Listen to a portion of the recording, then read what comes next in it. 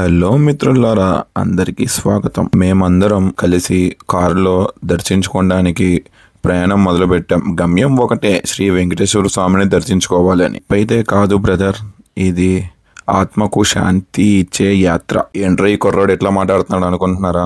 కొంచెం అప్డేట్ అవుదాం మనం కూడా, ఓకేనా? అలా ఎన్కేపాడు క్రాస్ అయ్యాము. మా ఉదయ్ అన్న U9 జిమ్ పర్సన్ అనమాట, ఈ పర్సన్. సో కారు తోలుతున్నాడు, మామూలుగా అట్లా హై స్పీడ్ మీద వెళ్ళిపోతున్నాడు జెట్ లాగా. ఇంకా వీళ్ళంతా మా గ్యాంగ్.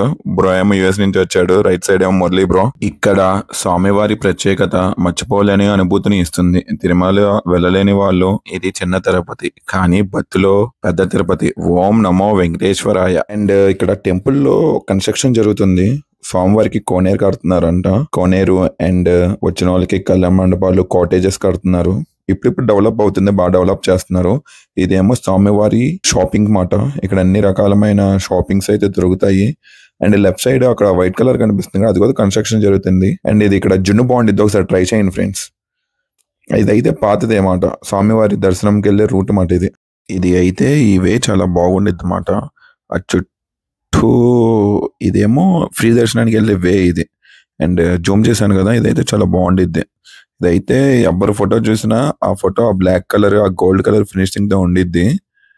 ఇంకా చిన్న తిరుపతి వెళ్ళాడు బ్రో అని మీరు గుర్తుపట్టేయచ్చు అనమాట. అంత బాగా కన్స్ట్రక్షన్ చేశారు. ఇది చాలా బాగా కన్స్ట్రక్షన్ చేశారన్నమాట.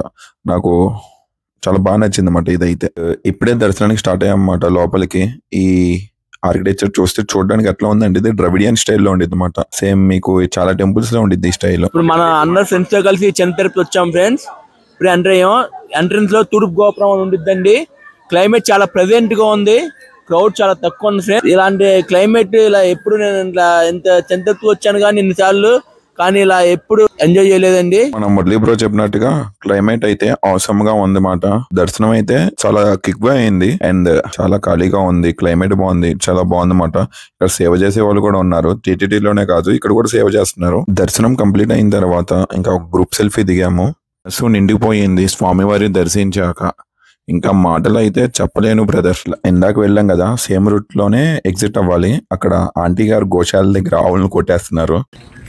యాక్చువల్ గా అనుకోకుండా ద్వారకా తిరుమల వెళ్ళామన్నమాట. అనుకోకుండా మా ఫ్రెండ్ ప్రోటోకాల్ దర్శనం చేయించాడు. మామూలుగా చాలా స్వామివారికి అయితే చాలా దగ్గరికి వెళ్ళాను, చాలా హ్యాపీగా ఫీల్ అవుతున్నాను, ఓకేనా? అండ్ నెక్స్ట్ వచ్చేసరికి ద్వారకా తిరుమల నుంచి ఎగ్జిట్ అయిన తర్వాత కుంకుళ్ళమ్మ తల్లివారి దేవస్థానం ఉండిద్ది. ఇక్కడ ద్వారకా తిరుమల అయిన తర్వాత దర్శించుకుంటారు ఈ అమ్మవారిని. ఇది మా టీం మాట. తిరుమల నుంచి ఎగ్జిట్ అవుతుంటే ఒక పెద్ద గుంట వచ్చింది. ఆ గుంటలో మా కారు పడింది, టైర్ అయితే బ్లాస్ట్ అయిపోయింది.